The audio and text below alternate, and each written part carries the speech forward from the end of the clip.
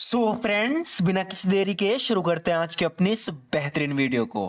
Friends, यहाँ पर ये किससे कह रही है कि उसने ना चाहते हुए भी मुझे अपनी कार एक दिन के लिए उधार दे दी।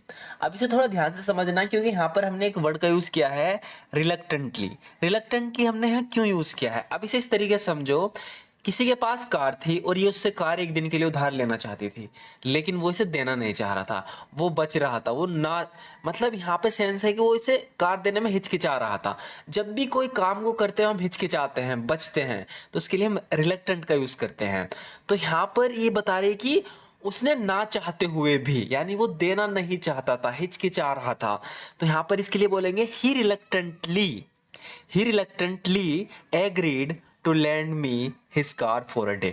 He reluctantly agreed to lend me his car for a day. यहाँ पर इसका मतलब है कि वो ना चाहते हुए मान गया मुझे अपनी कार एक दिन के लिए उधार देने के लिए। He reluctantly agreed to lend me his car for a day. या हम इसे इस बिना रिलक्टेंटली के अगर बोलना चाहें इसको तो हम ऐसे बोल सकते हैं, even though he didn't want to he lend me his car for a day. हालांकि वो चाहता नहीं था, उसने फिर भी मुझे एक दिन के लिए अपनी कार उधार दे दी। Even though he didn't want to he lend me his car for a day. हालांकि वो चाहता नहीं था, फिर भी उसने मुझे एक दिन के लिए अपनी कार उधार दे दी। Even though he didn't want to he lend me his car for a day. अब मैं मानता हूं कि तुम समझ गए होंगे रिलक्टेंटली का आप इस तरीके से बहुत ज्यादा यूज कर सकते हो। हम इस वीडियो में आगे भी करेंगे, ध्यान से देखना। यहाँ पर सिंपली हम बोल रहे हैं कि ही रिलक्टेंटली एग्रीड, वो ना चाहते हुए भी मान गया to lend me his car for a day, एक दिन के लिए अपनी कार उधार देने के लिए। वो बहुत कंजूस है, वो कभी अपनी चीज किसी को नहीं देता, यानी किसी के साथ अपनी चीजें शेयर नहीं करता, वो बहुत ज्यादा कंजूस टाइप का आदमी है। तो इस इंग्लिश में बोलेंगे he is very stingy. Stingy मतलब कंजूस, ही इज वेरी स्टिंजी यानी वो बहुत कंजूस है। And never shares his belongings with anyone, और वो अपनी बिलोंगिंग्स, उसकी बिलोंगिंग मतलब उसकी चीजें, वो अपनी चीजें किसी के साथ शेयर नहीं करता, किसी को नहीं देता। He is very stingy and never shares his belongings with anyone. He is very stingy, क्या है स्टिंजी मतलब कंजूस। He is very stingy and never shares his belongings with anyone, वो बहुत कंजूस है, अपनी चीजें किसी के साथ शेयर नहीं करता। उसको मनाना आसान नहीं था, कह रही है कि वो बहुत आसान, बहुत कंजूस टाइप का आदमी था, लेकिन फिर भी मैं उसकी कार ले आई उसे मना के। तो कह रही है कि उसको मनाना आसान नहीं था। It wasn't easy to convince him, बहुत इजी सेंटेंस है, हम अपने डे टू डे लाइफ में बहुत यूज करते हैं। It wasn't easy to convince him, यानी उसे कन्वेंस करना, कन्वेंस करना मतलब मनाना।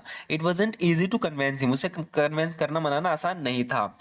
वो अपनी कार मुझे उधार देने के लिए राजी ही नहीं हो रहा था। इसे हम इंग्लिश में इस तरीके से बोलेंगे, ही was simply unwilling. He was simply unwilling, यानी वो अनविलिंग था, मतलब वो विलिंगली कार नहीं दे रहा था, अपना दिल से नहीं दे रहा था, मतलब बच रहा था मुझे कार देने से। He was simply unwilling to lend me his car, कहने का मतलब है कि अपनी कार मुझे उधार देने के लिए राजी नहीं हो रहा था, अनविलिंग था वो। यहाँ हम इस तरीके से क्या भी कह सकते हैं कि he was refusing to lend me borrow his car.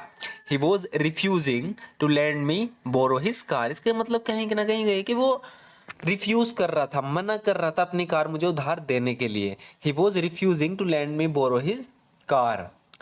मैं तब तक जिद करती रही जब तक उसने आखिरकार हार नहीं मान ली। तो यहाँ पर ये बता रही है कि वो बच रहा था, लेकिन मैं उससे जिद करती रही।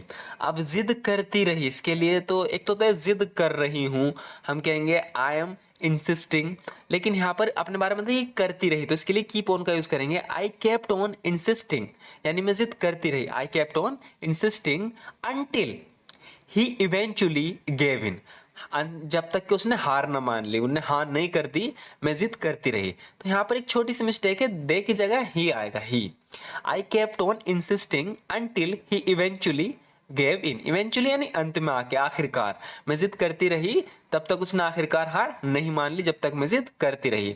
आई kept on insisting until he eventually gave इन, मैंने हार नहीं मानी जब तक वो मान नहीं गया। कह रही कि मैंने भी हार नहीं मानी, मैं भी उससे जिद करती रही जब तक वो मान नहीं गया।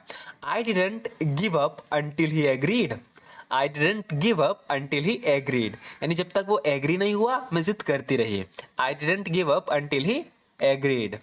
वो शुरू में हिचकिचा रहा था लेकिन फिर मान गया। देखो फिर से हिचकिचाना आ गया। अभी मैंने एक वर्ड कब बताया था शुरू में, रिलक्टेंट, तो हम यहाँ पे कहेंगे ही वॉज रिलक्टेंट, या वो हिचकिचा रहा था, जैसे अगर तो फिर अलग तरीके से हम कहेंगे ही रिलक्टेंटली, है ना। लेकिन यहाँ पर बताया जा रहा है कि ही वॉज रिलक्टेंट, यानी वो हिचकिचा रहा था एट फर्स्ट, शुरुआत में, बट ही इवेंचुअली एग्रीड, लेकिन अंत में आकर वो मान गया। इवेंचुअली का क्या मतलब होता है? आखिर में, अंत में।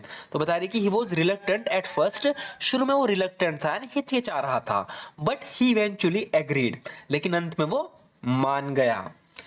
अगर आप हिचकिचाने के लिए रिलक्टेंट का यूज नहीं करना चाहते तो आप हेजिटेंट का यूज कर सकते हो। इनिशियली, इनिशियली का मतलब भी होता है शुरू में, जैसे कि यहाँ पर हमने कहा ना at first, he was reluctant at first, यहाँ पर एट फर्स्ट की जगह हम इनिशियली का भी यूज कर सकते हैं। इनिशियली यानी शुरुआत में ही वॉज हेजिटेंट, वो हिचकिचा रहा था, बट इवेंचुअली ही एग्रीड, लेकिन अंत में वो मान गया।